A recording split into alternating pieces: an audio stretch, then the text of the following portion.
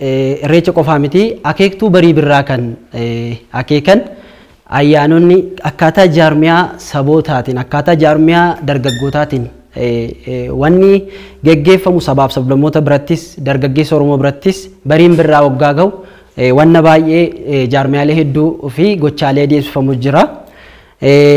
Fakkeenyaa fi akka dargaggootaa fi akka shamarraniitti goobeen, shinooyyeen, hiyyoo sheedareen saba Oromootiin alatti immoo gaaroofaan gara sinaasaa keessatti shaadee ashandaan kun naannoo Amaaraa naannoo Tigraayitti akeektuu birraa ta'anii akkasumas gifaataa kan jennu saba Walaayittaa fa biratti qunnii buqqifachaan taaboreen kun Oromoo biratti bal'inaan akeektuu ayyaana birraan bari'uusaa ibsanii jechaadha. Kanuma wal qabatee akeektuu ayyaanni birraa bari'uusaa ibsanii wal qabatee Oromoon immoo ayyaana qabuun alatti jaarmiyaalee xixiqqaa naannoo isaatti godhatu kanneen duratti kaaseen alatti gochaa guddaan immoo uummata Oromoo baasee mul'isaa jiru ayyaana Irreechaati jechaadha. Ayyaana Irreechaa kana qofaa miti. Ayyaanni Irreechaa giddugaleessa naannoo Oromiyaa kanatti beekamu maleessa naannoo gara kibba Oromiyaa kanatti naannoo Gujii Booranaa kanatti immoo ayyaanni dhibaayyuun sirna galateeffannaa fi kadhannaa agarsiisan gochaalee raawwii waaqeffannaa Oromootiin wal qabsiisuu jechaadha. Egaa akkuma beekamu Irreechi duratti waan baay'ee kaastanii jirtu. Irreechi bakka qulqulluudha, bakka ulfoodha, sacred site kan jennu sanadha. Iddoo nagaati jennee jirra. Iddoo hariiroo namaa fi uumamni walitti dhufu.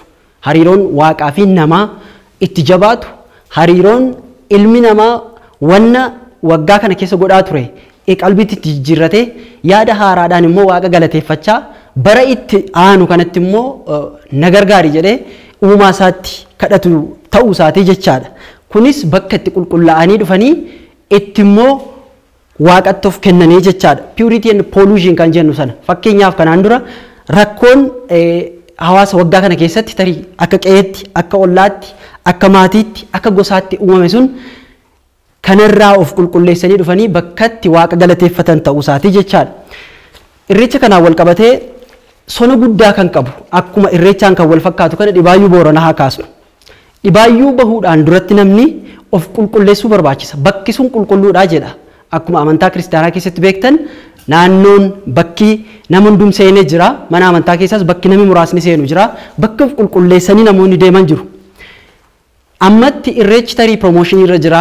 Irreechi addunyaattis Oromoodhuma baay'ee birattuu beekamtii yeroo gabaabaa asitti waggoota 20 asitti baay'ee kan beekame tarii promooshinii irra jira.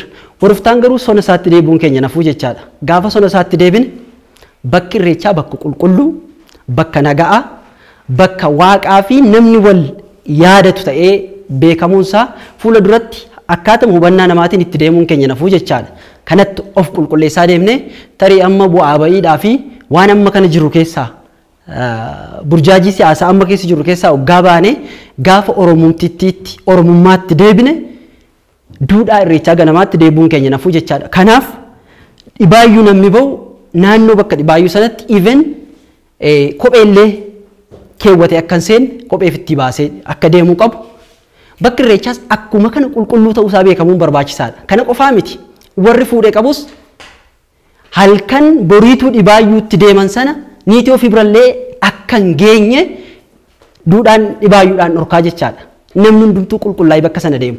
Wanni kun amantii kiristaanaa keessas akka jiru namni amana amantaa deemu galgala isaa akkamittiin akka bulee deemuu qabu kana jechu san amantaa Oromoo keessattis bal'inaan kaa'amee jira jechaadha.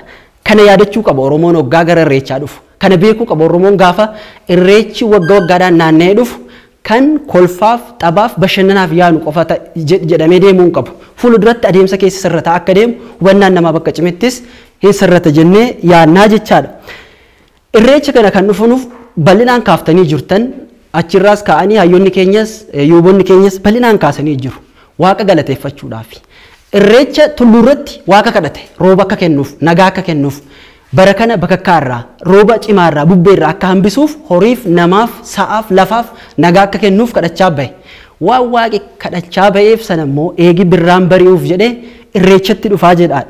Kanaaf hoggaa irreechatti dhufnu jila yookaan wanni irreechaaf guutamuu qabu jilaachuu qabaa jechaadha. Maal jedhu jiloo jilaa guuttattee aadaa jilaa guuttattee saqaa harka guuttattee ciicoo mijuu naqattee ulfaataa maxxanfattee jedha. Kana jechuun ulfoon nuyi qabannee deemnu caaccuun calleen nuti qabannee deemnu gara irreechaa irratti kabaja guddaa qabu ulfoo guddaadha jechaadha. Isaan kana qabatanii deemuun barbaachisaadha. Kanaan alatti wantoonni nu qabannee dhufnu barmaatiileedha malee aadaa keessa hin jiran. Wanni wal dhabsiisaa jirus barmaatiilee amma nuyi sona irreechaa keessa hin jirre qabannee dhufne kanatu wal dhabsiisaa jira. Kanatu Oromoo gargar baasaa jira. Kanaaf duudhaa keenyatti hoggaa deebi'aa deemnu namni kallattii waan ba'eef hoggaa deemu wanni wal dhabnuuf hin jiru jechaadha. Kanaaf duudhaa keenyatti deebi'uun barbaachisaadha jechaadha. Dhibaayyuu mootii jila mootii Waaqayyoo jedhu guddaadha jechuudha. Bakka Waaqayyoo hojii wal argan wanna ta'eefi safuuf safeeffannaaf duudhaalee kana eeggannee deemuu qabna. Irreechatti hoggaa deemnus wanni qabannee dhufnu duudhaa irreechaaf wantoota ta'an ulfoo irreechaaf barbaachisu qabachuu qabna jechaadha. Kana qofaa miti afoola Oromoo keessatti hoggaa irreecha deemaniif dhibaayyuu deeman wanna jedhantu jira.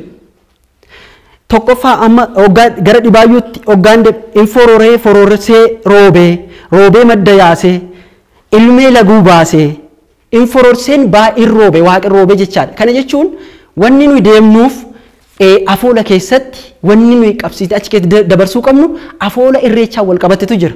Gabbisayyoo jira, mareeyoo jira. Gabbisayyoo maal? Irroobe waaqni roobee laga gabbisee namaaf sa'aaf lafaaf qabbana fidee gaarummaaf fide. Kanaaf afoolli nu fayyadamnullee afoola irreechaa wajjin wal qabatu yoo ta'e gaarii natti fakkaata.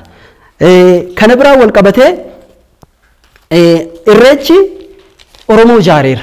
Dhugaadha waggoottan 30 asitti Oromoon kaabaaf kibbaa bahaaf dhiyaa biyya alaa keessa jiru guyyaa irreechaa waliin yaafata. Oromoo jaaree darbeera. Tokkummaa Oromootiif bakka qeerroof qarree wal argu bakka namni itti wal argu ta'ee jira. Kun gammachuu guddaadha. Kan Oromoo ijaaruu qofa miti. Saboota kuush ijaareera. Saboota kuushiin bira darbee sabaaf sablammoota biyya Itoophiyaa keessa jiran ijaaree jira. Biyya Itoophiyaa qofaa miti Afriikaadhaaf iyyuu sona guddaa uummata gurraachaa ta'e waan jiruuf kun ragaa bahamee jira jechaadha. Kana bira darbee ayyaana turizimii ta'ee jira. Ayyaana diinagdee ta'ee jira. Kana bal'inaan kaaftanii jiru. Guyyaa tokkotti irreecha irratti birii biileenaan bahu magaalaa Finfinnee seenee, magaalaa Bishooftuu, magaalaa Buraayyuu seenee yeroo itti bahaa jiru akkaataatti sochii diinagdeen sochoosaa jiru laalaa jirra jechaadha. Ayyaana turizimii ta'ee jira. Kun waanuma duratti ka'ee jiru waan ta'eef irra deemuun barbaachisu. Walumaa gala saatii qabnu wajjiniin deemuudhaaf irreecha bara 2014 akkamitti haa kabajnuu fi fuula duratti immoo irreecha akkamitti haa tikfannu kan jedhu irratti waa tokko jechuudhaan barbaada.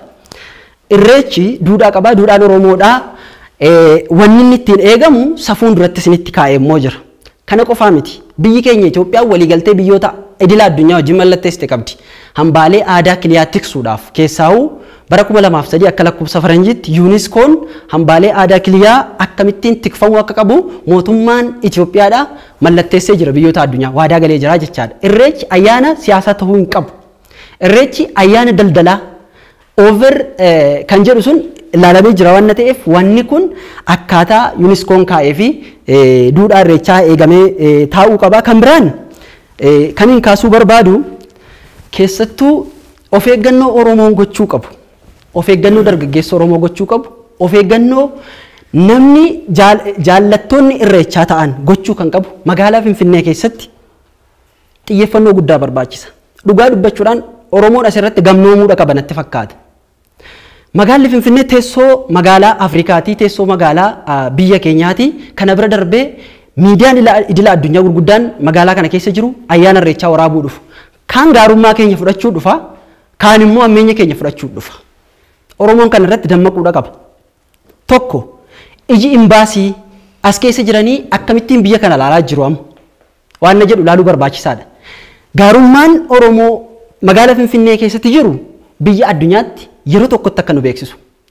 Rakkoon irreechatti uumamu immoo irreecha guyyaa irreechaa keessa magaalaa Finfinnee irratti uumamu immoo akkamittiin Oromoo akka xureessu, Oromummaa akka xureessu, akkamitti irreecha akka xureessu Oromoon dammaqee eeguu qabaa jechaadha. Kana irratti of eeggannoo guddaan dargaggoota biraas, haadholii biraas, abbootii biraas xiyyeeffannoo guddaa barbaachisa. Abbootiin gorsaan geggeessuudha. Abbootiin gadaa yuubonni keenya geggeessuudha. Haadholiin imaanaa kennuudha. Wanni isin gochuu qabdan imaanaa himattanii guyyaan kun guyyaa galataa qofa akka ta'etti. Dargaggeessi keenyas kana yaaduu qaba. Guyyaa miidhagina keenyaati. Guyyaa guddinni sabi keenyatti mul'atu waan ta'eef akkasumas tokkummaan keenyatti daraaru waan ta'eef irreechuma nagaa, irreecha jaalalaa itti wal argaan keenya itti miidhagu barreen gaddaa irreechi hanga badetti hagam waggaa guutuu akka gaddaa baan hin beektu fuula duraaf carraan akkasii akka hin dhumnetti Oromoon dammaqee of laaluu qaba. Jiraataan magaalaa Finfinnee immoo Oromoo kutaa Oromiyaatii fi eessaa dhufu kan dammaqee simatee barrii isaa banatee balbala isaa banatee nyaata qopheessee akkaataa itti keessummaa simachuu qabu aadaa keessummaa simachuu qabu guddifachuu qaban jedhaa. Saatii naaf kenname darbeetan jira naaf galchaa.